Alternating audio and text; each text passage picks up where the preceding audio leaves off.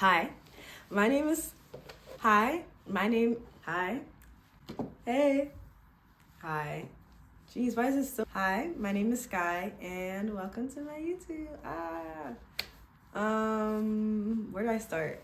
I started this channel because of the political and economic state of the world. The overwhelming feeling that I had waking up every single day and reading something new about how the world is going to sugar honey iced tea. I don't know, like I didn't know how to deal with everything that I was reading and watching, and I just started channeling all of my thoughts onto a notes app, and the notes app became this really long document of my reaction to things that I was reading or watching or conversations I'd have with people. I think that in all of my journaling and writing that I've had some really good gems in my notes app, and I want to put it out in the universe, put it out on the internet, because maybe something I wrote will help calm some nerves. A little bit about me is that I graduated from Stanford University in June of 2024. I got a degree in sociology and in art practice, and now I attend the University of Amsterdam in Amsterdam. Yeah, I guess that's a good segue into the video. Moving to a different country has been very isolating, but that isolation has made me take a real big step back to look introspectively at my life and at the ways that the US has kind of shaped almost everything that I thought.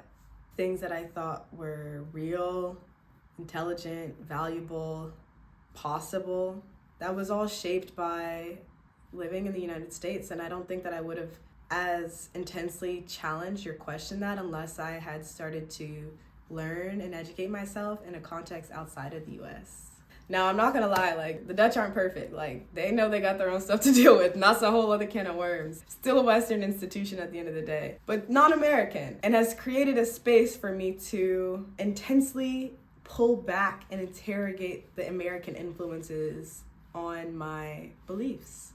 And I think that's very intentional from the US, is that they want us to feel its power, to feel its wrath, to feel its control, to make us believe that there's no possible future without it. And for me, that's where my revolution started.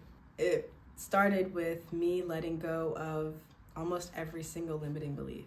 And I know my manifestation girlies have heard that word before, and I've heard stuff about feeling is believing. You have to live in the state of the wish fulfilled or the desired, something like that. I don't know. Even if manifestation isn't your thing, or spirituality, and that's not your preferred method of understanding, I say method of understanding because whether it's spirituality or astrology or religion or scientific rationalism or the laws of physics, I think those are all different ways of making sense of the world around us. I personally will never bash or invalidate any of them as long as you're not using them to hurt yourself or other people. But anyway, my point is that we can't fight for something that we don't even believe is possible. And unfortunately, I think that's what the United States is so successful with, is in making us believe that it's impossible for us to live in a world where it doesn't exist. That without the United States, we'll be living in this hellfire landscape where people are just running rampant with guns. Hate to break it to you. Hate to break it to you, but that's what it's kind of looking like. And honestly, as awful as this is, for me, it's very telling that the United States, their time is up. Like, their time is about to be up. I know how everyone has seen that thing going around social media where it's like, the average empire lasts 250 years, and the United States is 246 years old. By that logic, by the end of Trump's term, am I doing that math right? By the end of Trump's term, hopeful end of Trump's presidency, the US would be done for, like, we're cooked. But I don't think that's a bad thing. And I think that's why we're seeing this rise of alt-right conservatism, white supremacy in the government. And I do the rise in quotation marks because this isn't a rise for some of us. Like, some of us haven't seen the signs all along and have seen the white supremacy and have seen the racism. And it just took the unfortunate re-election of Donald Trump for a lot of other people to start noticing it too. But I think the rise in all of these things is because the US, white supremacy, the patriarchy, it's pulling out like every single last play in its book, every single last ditch effort to stay alive and stay relevant, because it's about to die, it's about to end, it's about to burn.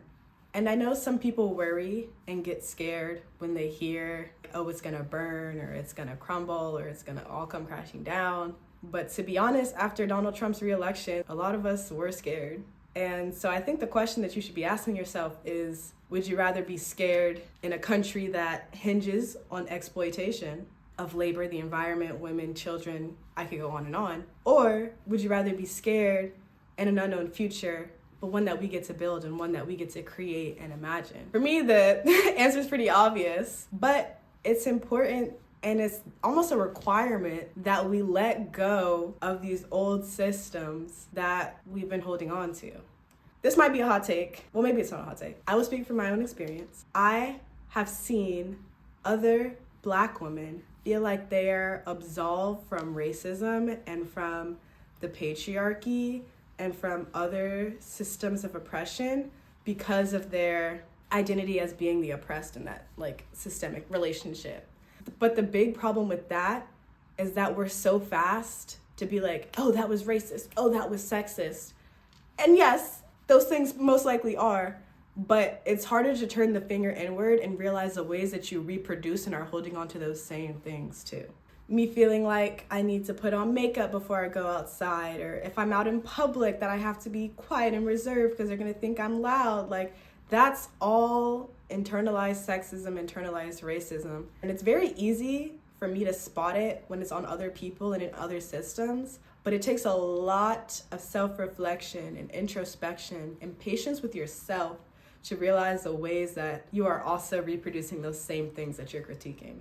And unfortunately, for a lot of us, it's comfortable and it's familiar because that's what was taught to us since the day we were born. Our school systems, our work schedules don't allow us the time to imagine and create alternative futures and possibilities. It's like the US told us, like, there's no time for dreaming. Like, you can only dream of your freedoms as long as it's within the Constitution and as long as it's appointed by judges and lawyers. But us Black people, not even just Black people, a lot of us know that, like, wait a second. Why are we letting the judges determine our freedom? Wait a second. Why are we letting the government determine our rights and our freedom? This should just be a given. This should just be a human right, an unalienable, an innate.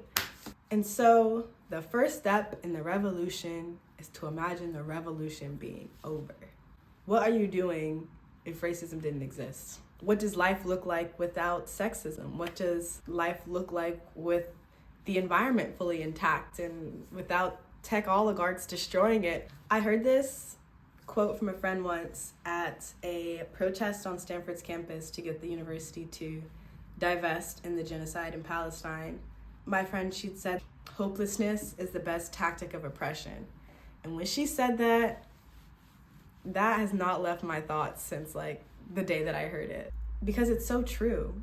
Like, the US wants us to feel powerless. They want us to feel like this one little person in this mighty old system that's hundreds of years old. They want us to feel overwhelmed. They want us to feel tired out. They want us to feel exhausted so we don't have energy to dream and work towards a different future. But whenever I've been feeling overwhelmed or powerless, I come back to this thought that, like, capitalism, sexism, racism, all of that was started by human beings. And it started with one or a couple of people imagining it and then like bringing it into fruition, and then other people believing it, and now it became the systems of the world that we live under right now. But what's crazy is that it's almost like I'm a human too. And it's almost like I have an imagination too. It's almost like we have imaginations too. And for me, that's such a beautiful thing. Like, when I think about that, like, whole capitalism thing, I don't want to think about capitalism. Y'all know what I mean. But for me, that's such a beautiful thing. Like, wait, all these things that runs the world right now, like that was all started by people and like a human, and other people believed in it, and then everyone started following it.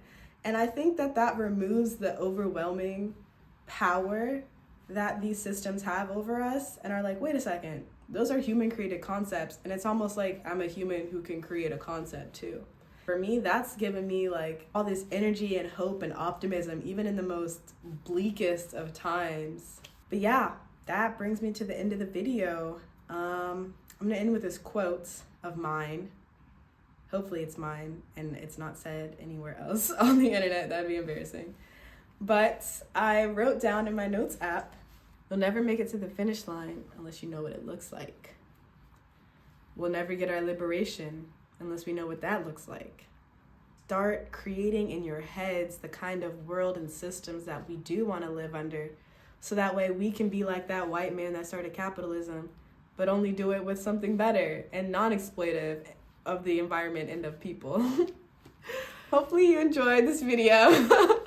And I was gonna say like and subscribe, but I'm not really doing this. I mean, a like and subscribe would be nice, but I'm not really doing this just for clout or for follows or anything. Like, I genuinely feel like what I've been writing down could really help someone out there and could really help people process through these trying times. And hopefully something that I said resonated with you. Oh, before I end, I want to give a shout out to my friend Anna. I told her I'd give her a shout out. Yeah, I'm gonna end it there. Bye.